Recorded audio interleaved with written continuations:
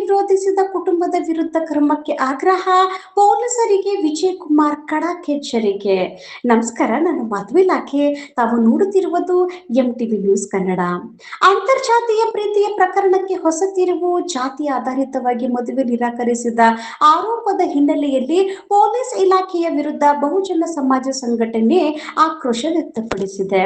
ಮಾಲೂರು ತಾಲೂಕಿನ ಯುವತಿಯೊಬ್ಬ ಯುವಕನನ್ನು ಪ್ರೀತಿಸಿ ಮದುವೆಯಾಗಲು ಮುಂದಾಗಿದ್ದ ಪ್ರಕರಣದಲ್ಲಿ ಯುವಕನ ಕುಟುಂಬದವರು ಜಾತಿಯ ಕಾರಣ ನೀಡಿ ಮದುವೆಯನ್ನು ವಿರೋಧಿಸಿದ್ದಾರೆ ಎಂಬ ಆರೋಪ ಕೇಳಿಬಂದಿದೆ.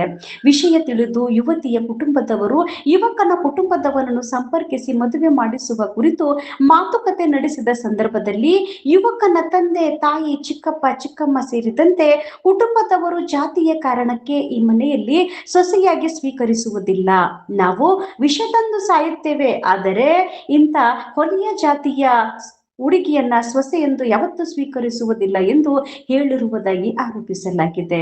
ಈ ಹಿನ್ನೆಲೆಯಲ್ಲಿ ಬಹುಜನ ಸಮಾಜ ಸಂಘಟನೆಯ ರಾಜ್ಯ ಅಧ್ಯಕ್ಷ ಸಂಸಂದ್ರ ವಿಜಯ್ ಕುಮಾರ್ ಅವರು ಪ್ರಕರಣದಲ್ಲಿ ಜಾತಿ ಆಧಾರಿತ ತಾರತಮ್ಯ ನಡೆದಿದೆ ಎಂದು ಆರೋಪಿಸಿ FIR ದಾಖಲಿಸುವಂತೆ ಕ್ರಮ ಕೈಗೊಂಡಿದ್ದಾರೆ.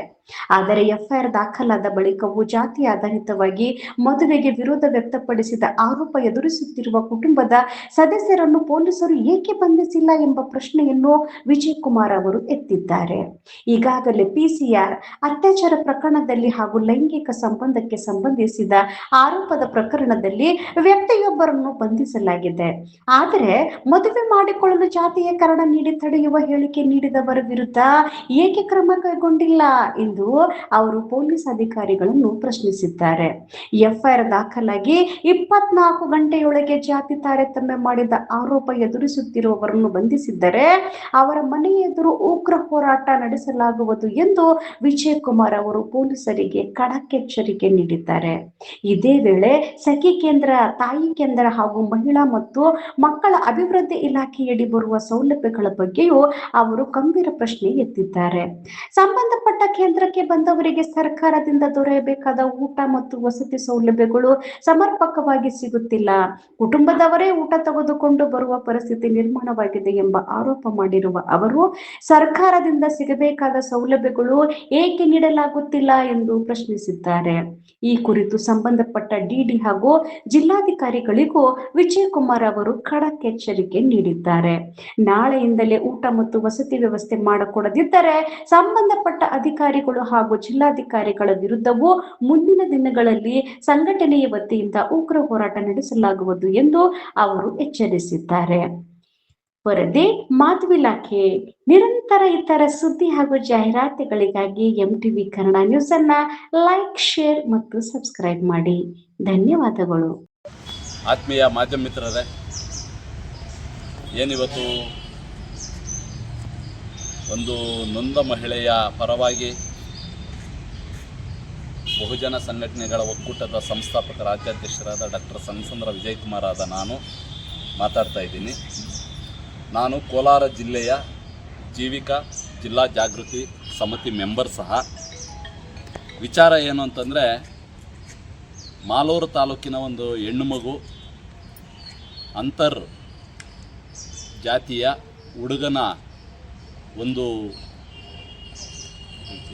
ಪ್ರೀತಿಗೆ ಬಲಿಯಾಗಿ ಸುಮಾರು ದಿನಗಳಿಂದ ಆ ಹುಡುಗ ಮದುವೆ ಮಾಡ್ಕೊಳ್ತೀನಿ ಅಂತೇಳಿ ವಂಚನೆ ಮಾಡಿ ಅವ್ರಿಗೆ ತುಂಬ ಅನಾನುಕೂಲವಾಗೋ ರೀತಿ ನಡ್ಕೊಂಡಿದ್ದಾನೆ. ಆ ವಿಚಾರದಲ್ಲಿ ಕೊನೆಗಳಿಗೆ ತನಕನೂ 4 ದಿವಸದ ಹಿಂದೆ ಅವರ ಪೇರೆಂಟ್ಸನ್ನ ಕರೆಸಿ ಮಾತನಾಡಿ ಕೊನೆ ಪಕ್ಷ ಮದುವೆ ಮಾಡಿಸೋಣ ಅನ್ನೋ ಒಂದು ಪ್ರಯತ್ನವನ್ನು ನಾವು ಎಲ್ಲರೂ ಸೇರಿ ಆ ಒಂದು ನೊಂದ ಮಹಿಳೆ ಪರವಾಗಿ ನಾವು ಕೆಲಸ ಮಾಡಿದ್ದೀವಿ. ಕೊನೆ ಗಳಿಗೆವರೆಗೂ ಅವ್ರ ಚಿಕ್ಕಮ್ಮ, ಚಿಕ್ಕಪ್ಪ, ಅವ್ರ ತಾಯಿ, ನಾವು ವಿಷ ಆದ್ರೂ ಕುಡಿತೀವಿ, ನಾವು ಒಲೆಯರ್ ಜಾತಿ ಹೆಣ್ಣುಮಗುನ ನಮ್ಮ ಮನೆ ಬಾಗಿಲಿಗೆ ನಾವು ತಗೊಳ್ಳೋದಿಲ್ಲ ಅನ್ನೋ ಒಂದು ಕಡ್ಡಾಯವಾದ ಮಾತನ್ನು ಹೇಳಿದಾಗ ನಾವು ತೀರ್ಮಾನಕ್ಕೆ ಬರಬೇಕಾಯಿತು. ಇವರು ಈ ರೀತಿ ಜಾತಿನ ಹಿಡಿದು ಜಾತಿಯ ವಿಷಬೀಜವನ್ನು ತನ್ನ ಹೃದಯದಲ್ಲಿ ತುಂಬಿಕೊಂಡಿರೋವಾಗ ಇವರು ಮದುವೆ ಮಾಡ್ಕೊಳ್ಳಲ್ಲ ಅನ್ನೋದು ಅಲ್ಲಿ ಗೊತ್ತಾಯ್ತು ನಮಗೆ. ತದನಂತರ ಕಾನೂನು ಹೋರಾಟವನ್ನು ನಾವು ಕೈಗೆತ್ತಿಕೊಂಡಿದ್ದೀವಿ, ಬಹುಜನ ಸಂಘಟನೆಗಳ ಒಕ್ಕೂಟ. ಕಾನೂನು ಹೋರಾಟದಲ್ಲಿ ಈಗಾಗಲೇ ಒಂದು ದೂರನ್ನು ಕೊಟ್ಟು ದೂರಿನ ಮುಖಾಂತರ FIR ಆಗಿದೆ. FIR ಆದಮೇಲೆ ಅವ್ರಿಗೆ ಯಾವ್ಯಾವ ರೀತಿ ಆ ಹೆಣ್ಣು ಮಗುಗೆ ನೊಂದ ಮಹಿಳೆಗೆ ಯಾವ್ಯಾವ ರೀತಿ ಕೌನ್ಸಿಲಿಂಗ್ ಕೊಡಬೇಕು ಅನ್ನೋದು ಅದು ಅಧಿಕಾರಿಗಳು ಸಂಬಂಧಪಟ್ಟಿರ್ತಕ್ಕಂಥದ್ದು. ಆದರೆ ಒಂದು ಜಾತಿಯ ವಿಷಬೀಜವನ್ನು ಹೃದಯದಲ್ಲಿಟ್ಕೊಂಡು ನಾನು ಮದುವೆ ಮಾಡ್ಕೊಳ್ಳಲ್ಲ, ನಮ್ಮ ಮನೆ ತುಂಬಿಸ್ಕೊಳ್ಳಲ್ಲ ಅಂತಂದಂಥ ವ್ಯಕ್ತಿಗಳನ್ನು ಸಂಬಂಧಪಡ್ತಕ್ಕಂಥ ಪೊಲೀಸ್ ಇಲಾಖೆ ಇದುವರೆಗೂ ಯಾಕೆ ಕಸ್ಟಡಿಗೆ ತಗೊಳ್ಳಿಕ್ಕೆ ಆಗಲಿಲ್ಲ ಅನ್ನೋದೊಂದು ಪ್ರಶ್ನೆ ಇಲ್ಲಿ ನಮ್ಮನ್ನು ಕಾಡ್ತಾ ಇದೆ. ಯಾಕೆ ಅಂತಂದರೆ ಒಂದು PCR ಅಟ್ರಾಸಿಟಿ ಆ್ಯಂಡ್ ಒಂದು ಲೈಂಗಿಕ ಇದರಲ್ಲಿ ತೊಡಗಿರ್ತಕ್ಕಂಥ ವ್ಯಕ್ತಿಯನ್ನು ಬಂಧಿಸಿದ್ದೀರಿ. ಅದರ ಜೊತೆಗೆ ಜಾತಿಯನ್ನು ಮುಂದೆ ಇಟ್ಕೊಂಡು ನಾವು ಮದುವೆನೇ ಮಾಡ್ಕೊಳ್ಳಲ್ಲ, ನಾವು ವಿಷ ಆದ್ರೂ ಕುಡಿತೀವಿ ಅನ್ನೋಂಥ ವ್ಯಕ್ತಿಗಳನ್ನು ಇದುವರೆಗೂ ತಾವು ಬಂಧಿಸಲಿಲ್ಲ. ಕಾರಣ ನೀವು ಮುಂದಿನ ದಿನಗಳಲ್ಲಿ ಕೊಡಬೇಕಾಗ್ತದೆ. ಯಾಕೆ ಅಂತಂದರೆ ಒಂದು ಹೋರಾಟದ ಮುಖಾಂತರ ಬಂದಂಥ ವ್ಯಕ್ತಿಗಳನ್ನು ಯಾವುದೇ ಕಾರಣಕ್ಕೂ ನಿರ್ಲಕ್ಷ್ಯತನದಿಂದ ನೋಡಬೇಡಿ ಅಧಿಕಾರಿ ವರ್ಗ. ಹೋರಾಟವನ್ನು ಕೈಗೆತ್ಕೊಂಡಾಗ ಆತುರದಿಂದ ಬೇರೆ ಬೇರೆ ರೀತಿ ಮಾಡೋದಕ್ಕಿಂತನೂ ಈಗ ಹೋರಾಟದಕ್ಕೆ ಮೊದಲು ಏನು ಅನ್ಯಾಯ ಆಗಿದೆಯೋ ಆ ಅನ್ಯಾಯ ಆಗಿರೋವ್ರಿಗೆ ನ್ಯಾಯ ಸಿಗಬೇಕು ಅಂತಂದರೆ ಏನು ತಾವು FIR ಮಾಡಿರ್ತೀರೋ FIR ಮಾಡಿರ್ತಕ್ಕಂಥ ಒಂದು ಆದೇಶವನ್ನು ಇಟ್ಕೊಂಡು ಅವ್ರನ್ನ ಇಮಿಡಿಯೇಟಾಗಿ ಅರೆಸ್ಟ್ ಮಾಡಬೇಕು.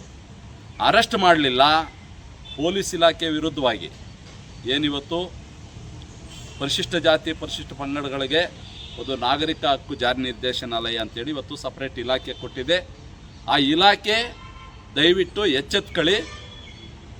ನಾಳೆ ಸಂಜೆ ತನಕ ನಿಮಗೆ ಗಡುವು ನಾವು ಕೊಡ್ತೀವಿ. FIR ಆಗಿದ್ದು 24 ಅವರಲ್ಲಿ ಬಂಧಿಸಬೇಕು ಅನ್ನೋದು ಕಾನೂನಿನ ಅಡಿಯಲ್ಲಿ ಇದೆ.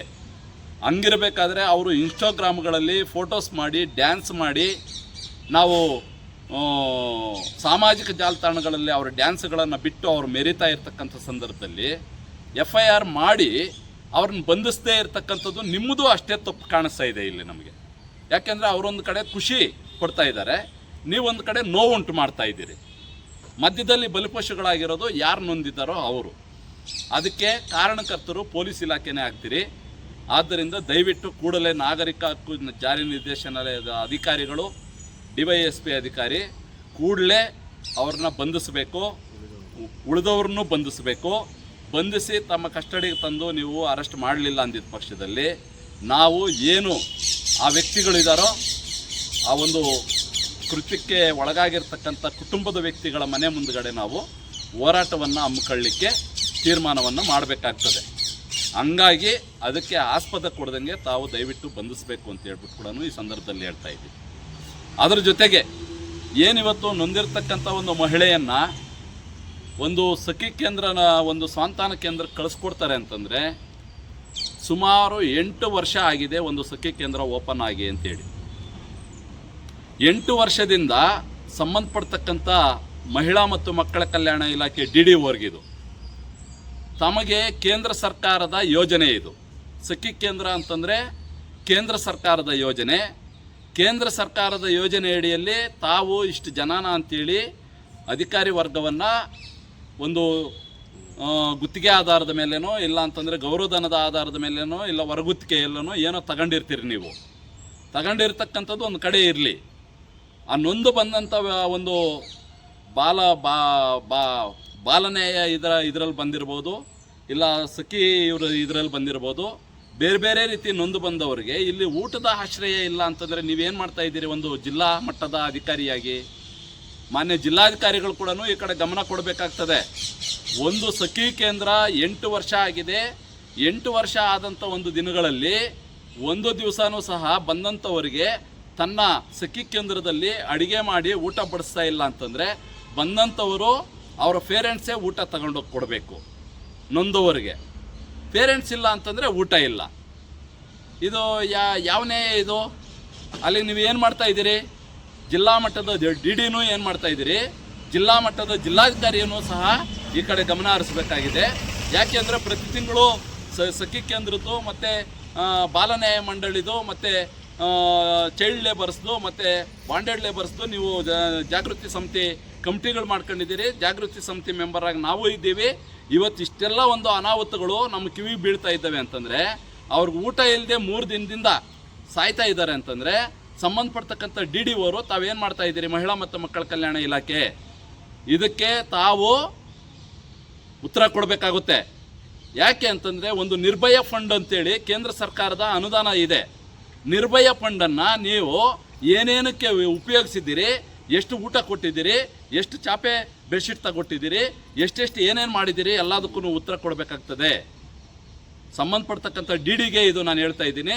ನೀವು ಇದನ್ನು ಕೂಡಲೇ ಸರಿಪಡಿಸಿ ನಾಳೆಯಿಂದ ಏನು ನೀವು ಊಟ ಮಾಡಿ ಅಲ್ಲಿ ಇರ್ತಕ್ಕಂಥ ಒಬ್ಬರು ಇರಲಿ, ಇಬ್ಬರು ಇರಲಿ, 5 ಜನ ಇರಲಿ, 10 ಜನ ಇರಲಿ, ಆಯಾ ದಿನದ ಒಂದು ದಿನ ವಹಿಯನ್ನು ಇಟ್ಕೊಂಡು ಆಯಾ ದಿನಕ್ಕೆ ಊಟ ಕೊಡಲಿಲ್ಲ ಅಂತಂದರೆ ಡಿ ಡಿ ವಿರುದ್ಧವಾಗಿ ನಮ್ಮ ಸಂಘಟನೆ ಮುಂದೆ ಒಂದು ದಿನ ಹೋರಾಟ ಮಾಡ್ತದೆ ಅಂತೇಳಿ ಈ ಸಂದರ್ಭದಲ್ಲಿ ನಾನು ಎಚ್ಚರಿಸ್ತಾ ಇದ್ದೀನಿ.